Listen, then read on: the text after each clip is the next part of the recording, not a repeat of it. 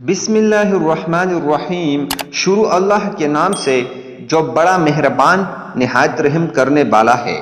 زبان کے ذریعے سب سے زیادہ جس گناہ کا ارتکاب کیا جاتا ہے وہ جھوٹ بولنا اور جھوٹی گواہی دینا ہے۔ قرآن کریم میں جھوٹ بولنے والوں پر اللہ کی لعنت کی گئی ہے۔ ارشاد ہے، ترجمہ: پس لعنت کرے اللہ کی ان پر کہ جو جھوٹے ہیں۔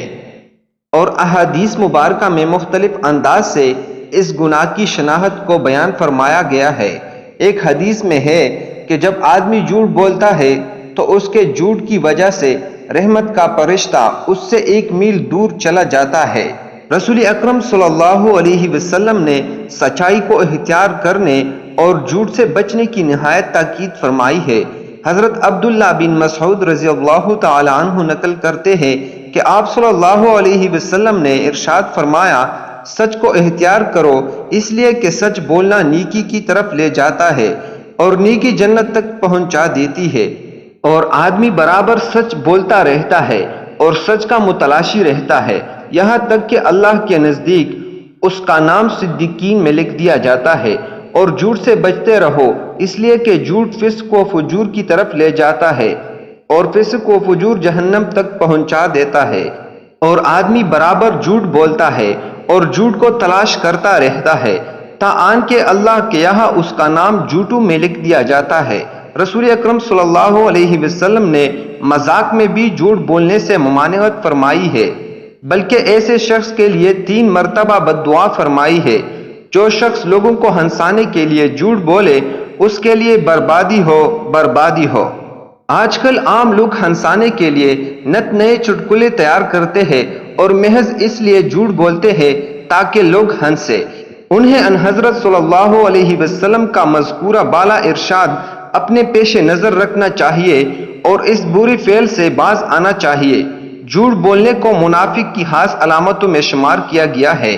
ایک حدیث میں ارشاد نبوی ہے کہ منافق کی 3 یعنی خاص نشانیاں ہیں: جب بات کرے تو جھوٹ بولے، جب وعدہ کرے تو اس کے خلاف کرے، اور جب اسے امین بنایا جائے تو اس میں خیانت کرے۔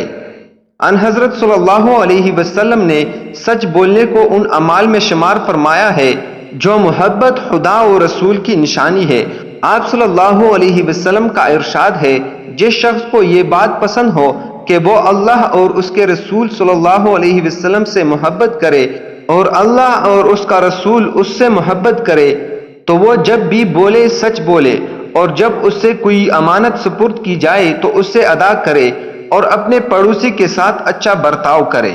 تجارت پیشہ حضرات متوجہ ہو، خرید و فروخت کے معاملے میں بھی دل کھل کر جھوٹ بولا جاتا ہے اور قطعاً اس کے گناہ ہونے کا احساس نہیں کیا جاتا۔ گاہکوں کو لبھانے کے لیے طرح طرح کے ہتھ کنڈے استعمال کیے جاتے ہیں اور محض چند روز نفع کے لیے آخرت کی محرومی مول لی جاتی ہے۔ اسی بنا پر رسول اکرم صلی اللہ علیہ وسلم نے ارشاد فرمایا ہے، اکثر تاجر قیامت کے دن فاجروں کی صف میں اٹھائے جائیں گے، مگر وہ تاجر نہیں جو اللہ سے ڈرے، نیکی کرے اور سچ بولے۔ اس لیے تجارت پیشہ حضرات کو اپنی زبانوں کو لگام دینے کی ضرورت ہے۔